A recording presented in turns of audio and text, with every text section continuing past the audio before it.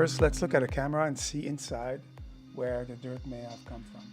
So here's a lens, and here is a mirror that goes to the viewfinder, and here you have the sensor and where the image forms. So dirt on the front of the lens here may cause a little bit of blurriness, but very imperceptible and not as defined as the one we were working on. Dirt that you will find in the back of the lens is more detrimental than the one you'll find in the front of the lens. But the most detrimental dirt you will have is on the sensor. And the sensor is right here. And on the sensor, dirt will form a very clear, defined spot. Let's look at one right now. This is a spot that I found in one of my images. Well, actually, I created this one just for this lesson. So here we are in After Effects. I will import the shot. So I called my shot Dirt Removal. And the easiest way to create a timeline that will fit the exact specs of my shot is to drop this shot right into this box here, this little film clip. That will create a timeline that's exactly the size, 1920 by 1080. I will simply duplicate the shot that's on my timeline here. So I'm going to go into the menu, Edit, and Duplicate. So now I have two layers, and I will work on the top layer. And on the top layer, I will zoom in and move my image using the hand. You can use the hand by pressing on Tab. And here I will take my mask and choose the circular mask and simply trace a mask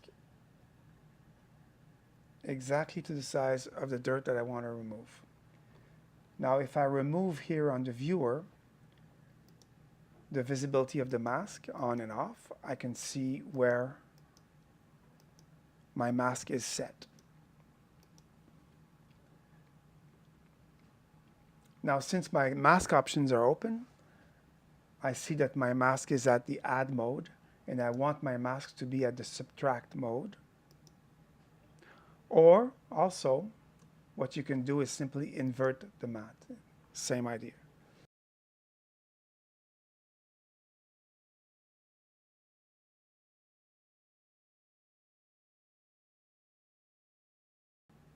You can see here, my dirt is removed from the shot progressively, and now it's gone. So that's kind of magic. And now you have a perfect removal of the dirt. I could tweak this. I could apply feather to the mask. So if I open my mask option, you have a feather here, which makes a soft edge. So if I create a soft edge, not by much, maybe by 9 pixels. And I can also play with the mask expansion. And I expand my mask maybe 1 or 2 pixels, depending on what, the results I get. And here it is. Basically, the dirt has been removed. Here I can see a little bit on this portion of the shot, a little bit of presence of my dirt where it was, but it acts a little bit like a drop of water on the lens or something like that. But you can remove that by tweaking the mask. So if I add feather to the mask, and if I expand my mask, and move my bottom layer still a little bit more, I can get rid of that. If I want to tweak a little bit more, I can apply levels onto my bottom layer. To find levels, I go into my FX presets on the right side of my timeline here. And in that little window, I write lev for level. And here is my filter, and I apply it to the bottom layer. So now playing with my FX control on the left side here, I can find the exact spot where my dirt is completely removed. I will open a keyframe for my histogram and press U on my keyboard to get my keyframes. You see the keyframe appearing here on the timeline.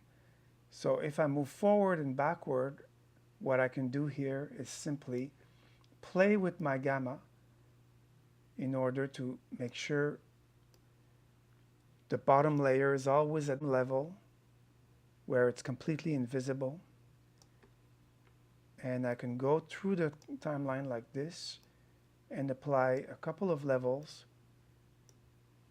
here and there just to make sure that I've eliminated the appearance of the dot and the mask shape all along my timeline. And there you go. You have, when I center my shot here and I play back, and here is my playback,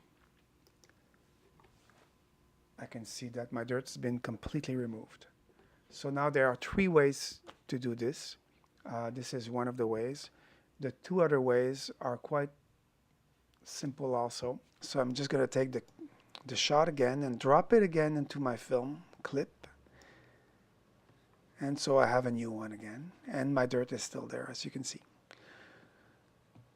So I'm going to zoom in. This time I'm going to get the tool that's called a clone stamp tool.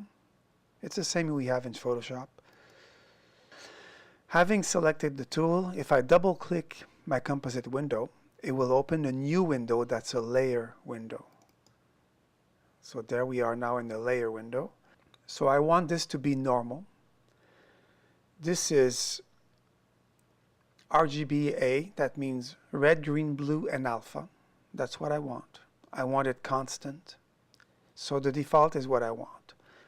Press tab to relocate the shot again. And as you can see, my dirt is here. And my tool now is a circle. You can change the size of your circle by going here into the brushes.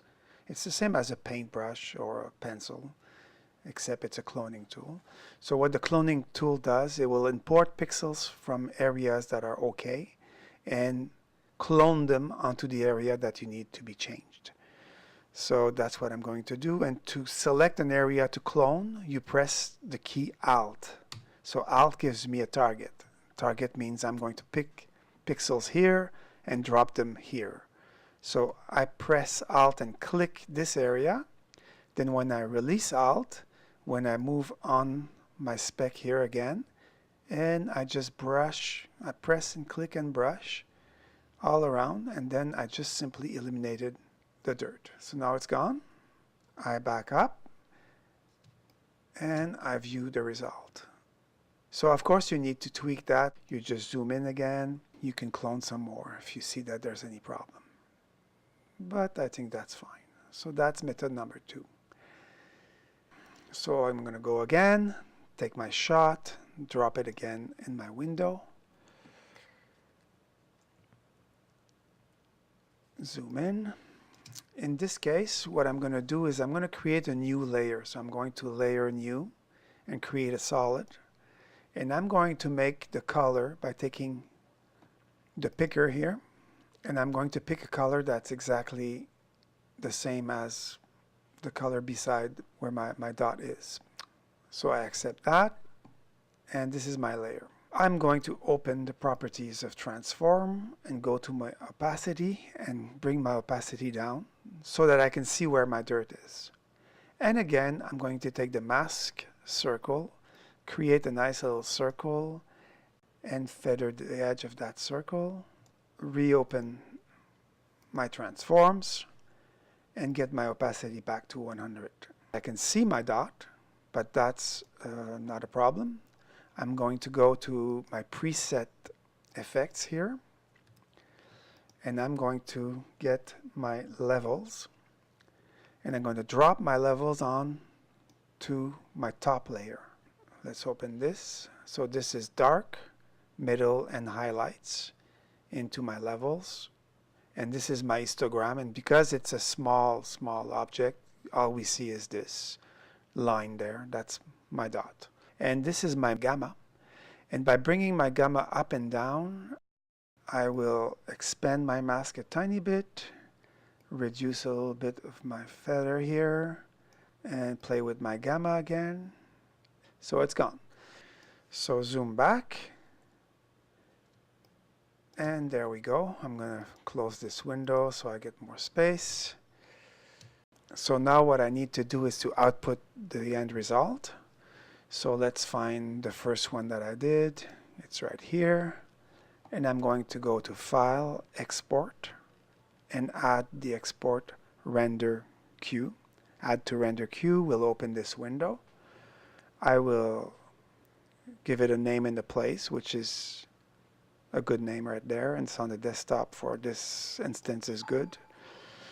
Now I will open the lossless, and this opens this window to find a format, and I will choose 422HQ if you're in Mac, and I say OK. It's RGB, millions of colors, pre-multiplied matted. That's very important, because that, if you don't press that, you say straight on matted, it's not going to transfer the alpha and the masks of the subsequent layers. And I say OK, and I press render on the complete right here, and you render. Now it's outputting the shot, and we are done. Those are 3 methods you can use to remove dirt, which is very important because dirt happens many times.